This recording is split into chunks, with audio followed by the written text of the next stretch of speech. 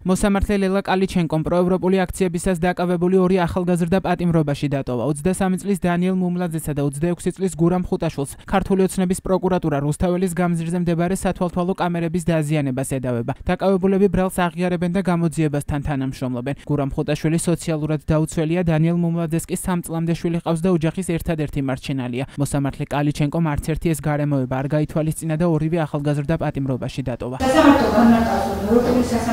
ახალგაზრდების გარემოებთან დაკავშირებით ამნისტიის იმანშტაბების ფონდების პერიოდის პოლიციას და ის მოცემულობა, რაც სასამართლომ ახალგაზრდებთან და მიზანებთან დაკავშირებით შეისწავლა, ის რომ გირაოს გამოყენების სამართლებრივ საფუძველს არ ქმნის და ერთადერთი პროპორციული ღონისძიება, რაც დაკავშირებული პატიმრობასთან, არის მონოჯითი, იზოლებითი, საჯარო ინტერესის განუხატული და ევროპული კონვენციის პრინციპების განხორციელებაში. პატიმრობის ძალაში დატოვება პროკურორმა თამარ იაკობიძემ მოითხოვა, მან ახალი დანაშაულის ჩადენისა და მიმალვის საფრთხეებზე ისაუბრა. სასამართლოს ორივე განჩინებაში ახალი დანაშაულის ჩადენის საფრთხე დასაბუთებულია, მათ შორის ადამიანის უფლებათა ევროპული სასამართლოს რამდენიმე გადაწყვეტილებაც არის მითითებული და ბრალდების ხარისხის მიეჩნია, რომ დღეის მდგომარეობით ეს საფრთხე არ განეიტრალებულა და არ გამქრალა.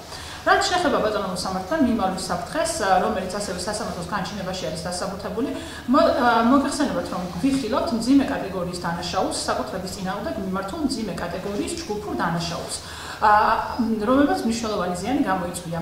აქედან გამომდინარე, ლოგიკური არის მოსალოდნელი სასჯელი იმ შემთხვევაში, თუ კი ბრალდებულები განჯვიტავენ და ამ შემთხვევაში მათი მხრიდან აღიარება ნიშნავს იმას, რომ მოლოდინი იმის, რომ საქმეზე შეკრებილი მტკიცებულებები შესაძლებელია მათ მიმართ ბრალად წარდგენილ ქმედებაში დადგეს გამომტყუნებელი განაჩენი არსებობს, მოსალოდნელი სასჯელი არის უალტერნატივოდ და ხანგრძლივად თავისუფლების აღკვეთა. 26 წლის გურამ ხუტაშვილი და 23 წლის დანიელ მუმლაძე 2024 წლის დეკემბერში სხვადასხვა დღეს ერთი ბრალდებით დააკავეს. ბრალის დამტკიცების შემთხვევაში მათ 6 წლამდე თავისუფლების აღკვეთა ემუქრებათ. თუმცა დღევანდელ პროცესზე ცნობილი გახდა, რომ დაცვის მხარესა და პროკურატურას შორის საპროცესო შეთანხმებაზე მოლაპარაკებები მიმდინარეობს.